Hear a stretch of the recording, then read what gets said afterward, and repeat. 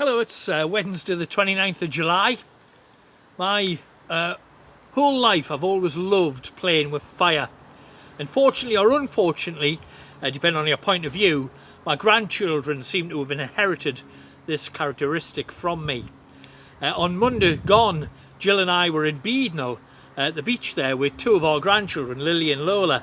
And even though it was blowing a gale and it was raining, we had a lovely time digging a big hole on the beach, and we dug up coal from the beach and we brought it back here to the rectory and we lit a roaring fire in the sitting room. Absolutely lovely. Mind you, playing as a child with fire sometimes got me into trouble. I never really knew how my mother knew what I'd been up to. I think it was this fact that I always had singed eyebrows and a sooty face that'd give the game away.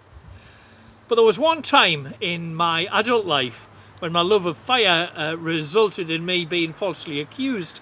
It was when I was at theological college in London, training to be a vicar, and I made no secret of the fact that I loved a good fire, and I was even involved in organising one or two bonfire parties for the other students and their families while we were there. But one day, the college caught fire, and as a result, it was an arson attack. And as a result of that, I was summoned to the principal's office to be questioned. And he felt sure that I had either started the fire or that I would know who had started the fire. I think the fact that I was the only rough northerner among a lot of smooth southerners didn't really seem to help my case. But it wasn't me. I do like fire, but I'm not, I'm not a madman. Well, not that mad anyway. But fortunately, the police were involved and they soon apprehended the real culprit. So I was in the clear. Playing with fire can sometimes lead to trouble. One of the Bible readings that's set for today is John chapter 12. And it's all about a family who become friends with Jesus and soon realise that being known as Jesus' friends could be a bit like playing with fire. There were two sisters and a brother. And in this passage, we find one of the sisters, Mary, coming in for some criticism because she tried to do something nice for Jesus, washing his feet with expensive perfume. But we also find out that the person who accused her, Judas, he had rather dubious motives for his criticism. He said that she should have sold the perfume to help the poor, but really he wanted her to sell it because he was the treasurer, if you like, of the disciples, and he would have had the opportunity to steal some of the money. His real motive was greed.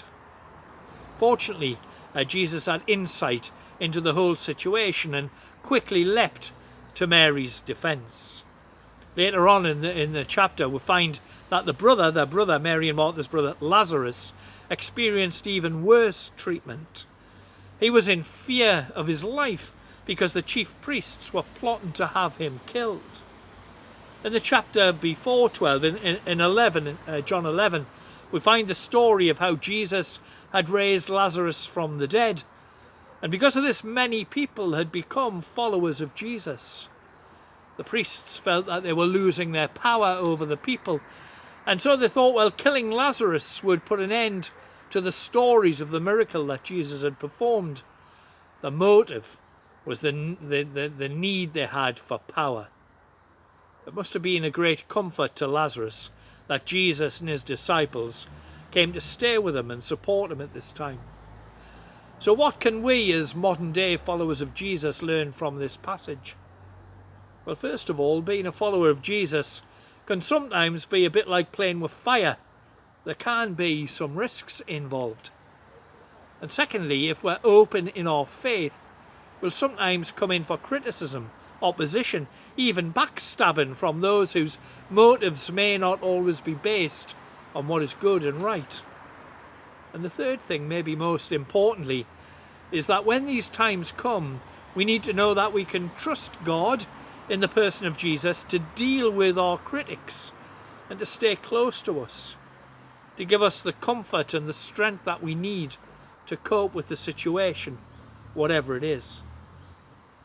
Well, before it starts to rain, I think there might just be a garden fire that I need to attend to. So bye for now.